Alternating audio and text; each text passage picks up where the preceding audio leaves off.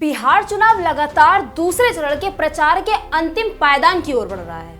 इस बार क्या चल रहा है, किस ओर राजनीति करवट लेगी, पूरी जानकारी के लिए हमारे साथ हमारे सहयोगी संजय जी पटना से जुड़ रहे हैं। तो संजय जी हमें बताइए कि क्या माहौल है बिहार का। बिल्कुल अंजलि, पटना और बिहार का चुनाव बेहद रोचक है। प्रथम चरण के चुनाव में आपने देखा किस तरीके से लोगों ने बढ़ चढ़ के हिस्सा लिया और तकरीबन 65.69 से ज़्यादा के मत प्रतिशत प्राप्त हुआ है। भले ही वो चाहे एनडीए गठबंधन के लिए गया हो या फिर इंडी गठबंधन, दोनों ही दल इस बड़े प्रतिशत को लेकर के खासे उत्साहित नजर आ रहे हैं और सभी अपना अपना दावा पेश कर रहे हैं कि सरकार उनकी बनने वाली है।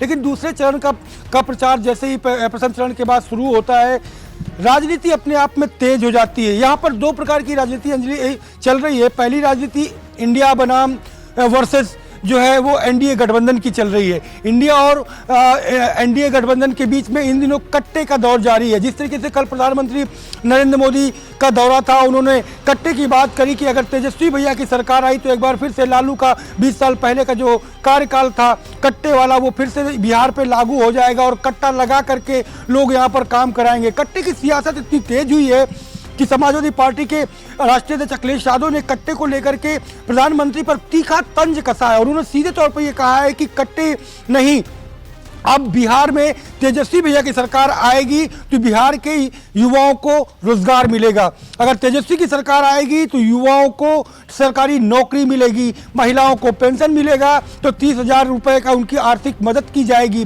बिहार बदलेगा, बिहार में इंडस्ट्री आएगी, बिहार के युवाओं को अब बाहर नहीं जाना पड़ेगा, बिहार में के लोगों को ट्रेनों में धक्का नहीं खाना पड़ेगा। ये अखिलेश यादव ने मंच के साथ साथ अपने एक्स की पोस्ट पर लिख करके कहीं ना कहीं नरेंद्र मोदी को घेरा था।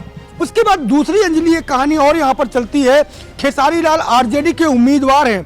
खेसारी बनाम आल जो सिने स्टार हैं भोजपुरी के, उनके बीच एक अपनी शीत युद्ध जो है वो लगातार जारी है। इस युद्ध की बात करें तो भोजपुरी के बड़े स्टार मनोज तिवारी, रवि किशन, निरहुआ, ये सब एक तरफ है क्योंकि बीजेपी में है।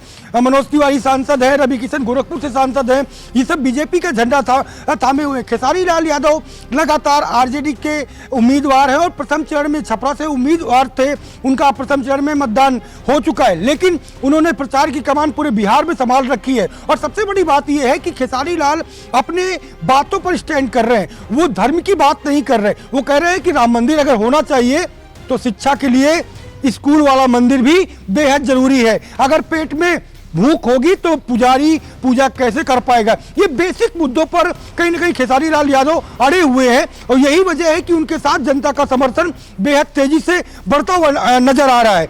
ये बात अपने आप में बिहार में स्टैंड कर रही है और यही बात जहां एनडीए के लोग 20 साल पहले लालू की सरकार का कार्यकाल याद दिलाते हैं, उनकी बातों को याद दिलाते हैं कि उस टाइम किस तरीके की चीजें सरकार में हुआ करती थी।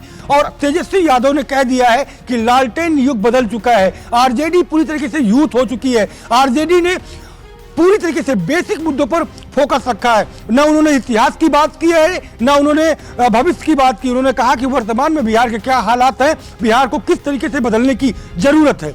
जी बहुत बहुत धन्यवाद संजय जी, आपका पूरी जानकारी दर्शकों तक पहुंचाने के लिए। तो ये थी हमारी आज की बिहार चुनाव को लेकर खास पेशकश। ऐसी और तमाम खबरों को पाने के लिए बने रहिए हमारे साथ, देखते रहिए लाइव न्यूज़ एक्स।